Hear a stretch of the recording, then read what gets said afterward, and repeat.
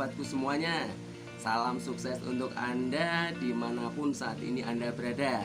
Nah, di video kali ini saya meneruskan video yang saya buat beberapa tempo waktu yang lalu, yaitu bagaimana sih memperbesar jaringan. Nah, ini saya akan sedikit berbagi kepada teman-temanku semua bagaimana sih caranya mengawali bisnis ini dengan cara yang benar gitu.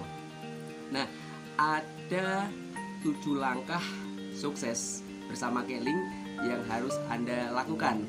Jadi mau tidak mau, suka tidak suka harus Anda lakukan. Nah, apa saja 7 langkah itu ya? Kita mulai dari yang pertama. Kita harus mempunyai yang namanya impian. Itu yang pertama. Jadi impian ini sangat penting.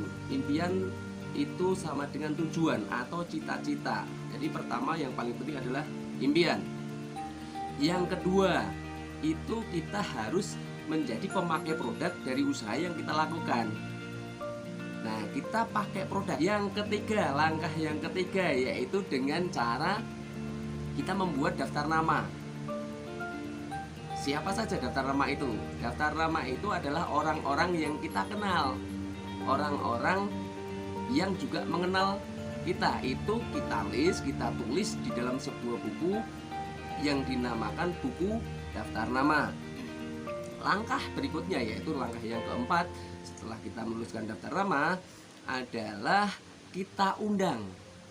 Langkahnya mengundang. Nah, untuk apa kita undang? Tujuannya untuk apa? Karena ini akan berkaitan dengan langkah berikutnya, yaitu langkah yang kelima, presentasi. Presentasi itu cerita tentang bisnis kita, cerita tentang produk apa yang ada di bisnis kita. Itu langkah yang kelima. Kemudian langkah berikutnya adalah langkah yang keenam. Setelah kita presentasi, kita harus follow up, atau kata lainnya menindaklanjuti ya. Jadi setelah kita presentasi, kemudian kita harus tindak lanjuti supaya orang itu bisa mengambil keputusan.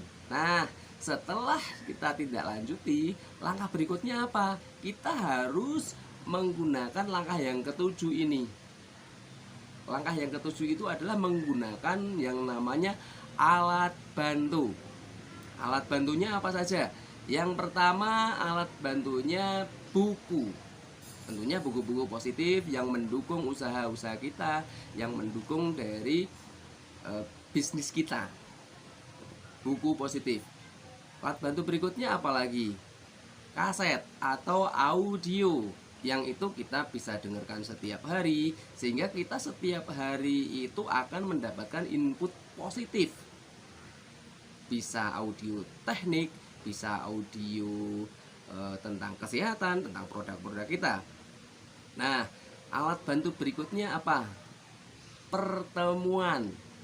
Kalau di era seperti ini, apa yang harus kita lakukan? Karena kita tidak boleh kemana-mana, semuanya dibatasi.